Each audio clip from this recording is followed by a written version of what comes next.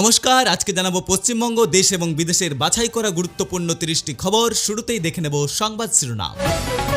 তৃণমূলের গুন্ডাদের উল্টো করে ঝুলিয়ে সোজা করব, কুলটির সভা থেকে চরম হুঁশিয়ারি কেন্দ্রীয় স্বরাষ্ট্রমন্ত্রী অমিত শাহের দাবি 23 এপ্রিল ভোটের দিন তৃণমূলের ক্যাডাররা অশান্তি করলে 5 তারিখের পর তাদের ঠাঁই হবে জেলে। স্বরাষ্ট্রমন্ত্রীর উল্টো ঝোলানোর মন্তব্যে উত্তাল বঙ্গের রাজ্য রাজনীতি। অমিত শাহকে পাল্টা গুন্ডা বলে আক্রমণ মহুয়া মিত্রের। তৃণমূল সংসদের সাফ কথা, একজন কেন্দ্রীয় মন্ত্রীর মুখে এই ধরনের ভাষা মানায় না। শাহের হুমকির পাল্টা দিয়ে মহুয়ার মন্তব্য, তৃণমূলকে ভয় দেখিয়ে লাভ নেই। কলকাতাকে বস্তির শহর বানিয়ে অনুপ্রবেশকারীদের জায়গা দিয়ে ভোট ব্যাংক বাড়াচ্ছে মমতা। নিউ ব্যারাকপুরের সভা থেকে এমনই তোপ দাগলেন অমিত শাহ। আরও বলেন, বিজেপি ক্ষমতায় এলে রাজ্যে অভিন্ন দেওয়ানি বিধি চালু হবে। 4 তারিখের পর ভাইপোর স্বপ্ন চুরমার হয়ে যাবে। বিজেপি জিতলে কোনো বহিরাগত নয়, বাংলার মাটিতে জন্ম নেওয়া ভূমিপুত্রই হবেন মুখ্যমন্ত্রী। উত্তর দমদমের সভা থেকে বড় ঘোষণা অমিত শাহের। মমতাকে আক্রমণ করে তিনি বলেন, 4 তারিখের পর দিদির ভাইপোকে গদিতে বসানোর স্বপ্ন শেষ হয়ে যাবে। বাংলা নয়, ভাইপোকে মুখ্যমন্ত্রী করতে চাইছে মমতা। অভিষেক বন্দ্যোপাধ্যায়কে বিদে বিস্ফোরক দাবি অমিত শাহের। তৃণমূল নেত্রী বাংলার যুবকদের বদলে শুধু নিজের ভাইপোর উন্নতির কথা ভাবছেন বলে সুর চড়ালেন স্বরাষ্ট্রমন্ত্রী। অমিত শাহ 365 দিন থাকলেও বিজেপি হারবে। দক্ষিণ দিনাজপুরের সভা থেকে কেন্দ্রীয় নেতৃত্বকে কড়া চ্যালেঞ্জ মুখ্যমন্ত্রী মমতার। অমিত শাহের 15 দিনের সফরকে তুড়ি মেরে উড়িয়ে দিয়ে মমতার দাবি, বাংলার মানুষ কোনোভাবেই বিজেপিকে ভোট দেবে না। জঙ্গিপুরে ভোটের আগেই রাতে নামলো সাজোয়া গাড়ি, রাতভর চলল টহলদারি, নজিরবিহীন নিরাপত্তায় গোটা জেলা। বাংলা ও বিহারকে ভেঙে নতুন রাজ্য করতে চায় বিজেপি। গুরুতর অভিযোগ তুলে গেরুয়া শিবিরকে বিঁধলেন মমতা। পৃথক রাজ্যের এই ষড়যন্ত্রের খবর সামনে আসতেই তুঙ্গে রাজনৈতিক উত্তেজনা। চক্রান্ত ফাঁস করার হুঁশিয়ারি দেন তৃণমূল সুপ্রিমো।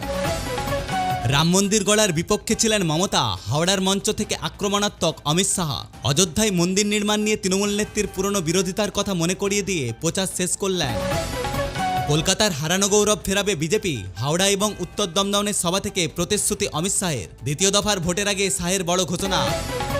তৃণমূলের বিদায় ঘণ্টা বেজে গেছে। পূর্ব মেদিনীপুরের চণ্ডীপুরের সভা থেকে মমতা বন্দ্যোপাধ্যায়কে সরাসরি চ্যালেঞ্জ অমিত শাহের দাবি, পরিবর্তন এবার নিশ্চিত। বাংলায় দুর্নীতিমুক্ত সরকার গড়তে ভোটারদের ডাক দিলেন কেন্দ্রীয় স্বরাষ্ট্রমন্ত্রী।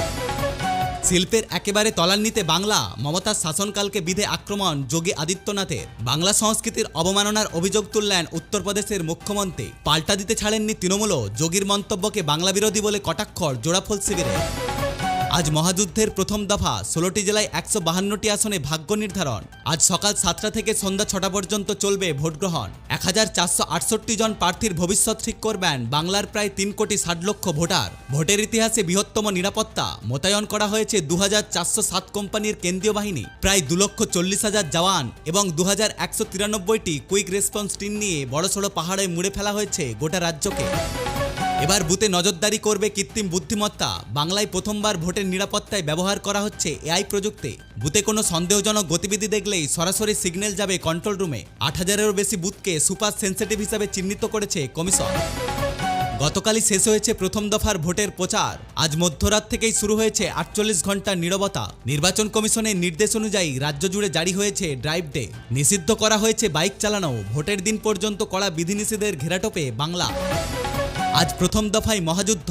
নন্দীগ্রামে শুভেন্দু অধিকারী, বহরমপুরে অধীর চৌধুরী এবং খড়গপুরে দিলীপ ঘোষ। আজ ভাগ্য পরীক্ষা হবে রাজ্যের একাধিক হেভিওয়েট প্রার্থীর। হাই প্রোফাইল আসনগুলোতে হাড্ডাহাড্ডি লড়াইয়ের অপেক্ষায় রাজনৈতিক মহল। ভোটের দুদিন আগেই মুর্শিদাবাদে নিশ্চিদ্র নিরাপত্তা। অশান্তি রুখতে শুধু জেলায় মোতায়েন করা হয়েছে 240 কোম্পানির কেন্দ্রীয় বাহিনী। ভোটের ইতিহাসে মুর্শিদাবাদে এর আগে কখনো এত বিপুল সংখ্যক জওয়ান মোতায়েন করা হয়নি। ভোটের দিনই বাংলার নির্বাচনী প্রচারে রাহুল গান্ধী। পুলিশের গ্রিন সিগন্যাল পেয়ে আজ রানী রাসমণি রোড এবং শ্রীরামপুরে দুটি মেগা সভা করবেন কংগ্রেস নেতা। কংগ্রেস ভোট ব্যাংক পোক্ত করতে রাহুলের এই সফর অত্যন্ত গুরুত্বপূর্ণ বলে মনে করা হচ্ছে। বর্ধমানে আবগারি দপ্তরে বড়সড় হানা। একটি খালি বাড়ি থেকে উদ্ধার হলো প্রায় 25 লক্ষ টাকার বেআইনি মদ। ভোটে মদ বিলি রুখতে তৎপর কমিশন। রাজ্য জুড়ে তল্লাশি চালিয়ে বেআইনি মদের কারবার রুখতে বড় পদক্ষেপ নিল প্রশাসন। জালনথি কাণ্ডে বিড়ম্বনায় কুণাল ঘোষ এবং গর্গ চট্টোপাধ্যায়। বিজেপির ভুয়ো নথি সোশ্যাল মিডিয়ায় ছড়ানোর অভিযোগে সাইবার ক্রাইম থানায় মামলা রুজু। আইটি আইনের একাধিক ধারায় তৃণমূলের মুখপাত্র এবং বাংলা পক্ষের সাধারণ সম্পাদকের বিরুদ্ধে তদন্ত শুরু করল বিধাননগর পুলিশ। ভোট অন্য কোথাও দিলে ফল খারাপ হবে। দুর্গাপুর পশ্চিমে তৃণমূল প্রার্থীর হুমকিমূলক মন্তব্যে ছড়ালো তীব্র আতঙ্ক। ভোটারদের ভয় দেখানোর অভিযোগে সরব বিরোধী শিবির। নালিশ জমা পড়ল নির্বাচন কমিশন দপ্তরে। প্রথম দফায় বামশক্তির পুনরুত্থানের পরীক্ষা। রানীবাঁধে দেবলীনা হেমব্রম এবং করণদিঘিতে মোহাম্মদ শাহাবুদ্দিনের ওপর ভরসা রাখছে আলিমুদ্দিন। জোটসঙ্গী কংগ্রেস এবং আইএসএফকে সঙ্গে নিয়ে হারানো জমি পুনরুদ্ধারে মরিয়া বাম শিবির। 29 এপ্রিল দ্বিতীয় দফার ভোটে মেগা মহাযুদ্ধ। ভবানীপুর আসনে মুখ্যমন্ত্রী মমতা বন্দ্যোপাধ্যায়ের বিরুদ্ধে সরাসরি লড়বেন শুভেন্দু অধিকারী। রাজ্যের সবচেয়ে আলোচিত এই হাই ভোল্টেজ লড়াইয়ের দিকে তাকিয়ে গোটা দেশ। 44,378টি ভোট কেন্দ্র প্রস্তুত। 23 এবং 19 এপ্রিল দুদফায় ভোট গ্রহণের পর চৌঠা মে মহাগণনা। 6,75 লক্ষ ভোটারের রায়ে নির্ধারিত হবে বাংলার আগামী 5 বছরের রাজনৈতিক ভবিষ্যৎ। রাজ্যে 200-ও বেশি এলাকা হিংসাপ্রবণ হিসাবে চিহ্নিত করল নির্বাচন কমিশন। অশান্তি রুখতে জেলাশাসক এবং পুলিশ সুপারদের বিশেষ নজরদারির নির্দেশ।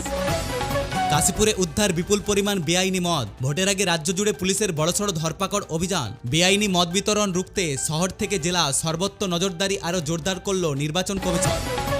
ভোট শুরু হতেই কড়া বিধিনিষেধ। প্রথম দফায় রাজ্য জুড়ে বাইক চালানোয় জারি হলো কঠোর নিষেধাজ্ঞা। নিয়ম ভাঙলেই সরাসরি গ্রেপ্তারির হুঁশিয়ারি কমিশনের। আজকেও গোটা দিন বন্ধ থাকছে সমস্ত মদের দোকান এবং বার। পেহেলগাম সন্ত্রাসী হামলায় আজ প্রথম বার্ষিকী। শহীদদের শ্রদ্ধা জানিয়ে প্রধানমন্ত্রী মোদীর কড়া বার্তা। সন্ত্রাসের সামনে কোনোদিন মাথা নত করবে না ভারত। লস্করে তাইবার হামলার স্মৃতিকে উস্কে দিয়ে পাকিস্তানের নাম না করে তোপ দাগেন প্রধানমন্ত্রী। ভারতের বিরুদ্ধে কাজ করলে রেহাই নেই। অপারেশন সিঁদুর বর্ষপূর্তিতে শত্রুদের চরম হুঁশিয়ারি জাতীয় সেনাবাহিনীর। 3 জঙ্গির খতম হওয়ার কথা মনে করিয়ে দিয়ে সেনার স্পষ্ট বার্তা। দেশের বিরুদ্ধে কোনো অপকর্মের জবাব দেওয়া হবে কড়া হাতে। মোদী সরকারের বিদেশি নীতি নিয়ে প্রশ্ন তুললেন জয়রাম রমেশ। পেহেলগাম হামলার বার্ষিকীতে কেন্দ্রীয় সরকার গোয়েন্দা কর্তাদের নিয়ে সরব কংগ্রেস। পাক জেনারেল মুনিরকে ডিনার আমন্ত্রণের বিরোধিতা করে বিদেশি নীতির পরিবর্তনের দাবি তুলেন হাসিবি।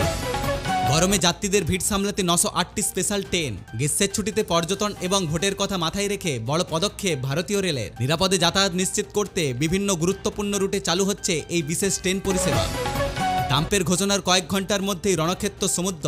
হরমুজ প্রণালীতে কন্টেনার জাহাজে গোলাবর্ষণ ইরানের। যুদ্ধবিরতির মেয়াদ বৃদ্ধির আশঙ্কার মাঝেই এই হামলায় বিশ্বজুড়ে ফের ঘনীভূত হচ্ছে যুদ্ধের কালমে। একীভূত শান্তির প্রস্তাব দিলে স্থায়ী হবে যুদ্ধবিরতি। বড় ঘোষণা মার্কিন প্রেসিডেন্ট ডোনাল্ড ট্রাম্পের। ইরানের উত্তরের অপেক্ষায় প্রহর গুনছেন আমেরিকা। যদিও দুই পক্ষ সংঘাতের জন্য তৈরি থাকায় কমছে না উদ্বেগ। দুবাইয়ের বিমানবন্দরে সেপ্টেম্বর পর্যন্ত চরম ব্যাঘাতের আশঙ্কা। 12টি বড় বিমান সংস্থার পক্ষ থেকে জারি করা হলো জরুরি সতর্কতা। ইরান মার্কিন উত্তেজনা এবং তেলের দাম বৃদ্ধি বড়সড় সংকটের মুখে আন্তর্জাতিক বিমান পরিষেবা। পেহেলগাম হামলার বর্ষপূর্তিতে ভারতের পাশে ইসরায়েল। সন্ত্রাস বিরোধী লড়াইয়ে একজোট হয়ে কাজ করার শপথ ইসরায়েল বিদেশমন্ত্রীর। শহীদদের প্রতি শ্রদ্ধা জানিয়ে ভারতের সাথে সংহতি প্রকাশ ইসরায়েল সরকারের। বাংলায় এবার বামেদের প্রত্যাবর্তন। প্রথম দফায় ভোটের আগে আত্মবিশ্বাসী সিপিএম নেতৃত্ব। দুর্নীতিকে হাতিয়ার করে কংগ্রেসের সাথে জোটে বড় সাফল্যের আশায় আলিমুদ্দিন। লাল ঝান্ডার শক্তিতেই কি এবার বদলাবে বাংলার সমীকরণ? সংখ্যালঘু ভোটে কি থাবা বসাবে আইএসএফ? মুর্শিদাবাদ এবং মালদায় আইএসএফ এবং আজাদ সমাজ পার্টির দাপটে দুশ্চিন্তায় তৃণমূল। মুসলিম ভোট ভাগ হলে আখের কার লাভ? সংখ্যালঘু অধ্যুষিত আসনে বড় ফ্যাক্টর আব্বাস সিদ্দিকীর দল। খড়গপুরের মাটিকে ফেরাবে দিলীপ ঘোষকে। নিজের গড়ে হারানো জমি উদ্ধারে মরিয়া বিজেপি হেভিওয়েট নেতা। তৃণমূলের কড়া প্রচারের মুখে দিলীপের ব্যক্তিগত ক্যারিয়ার কি পারবে জয় ছিনিয়ে আনতে?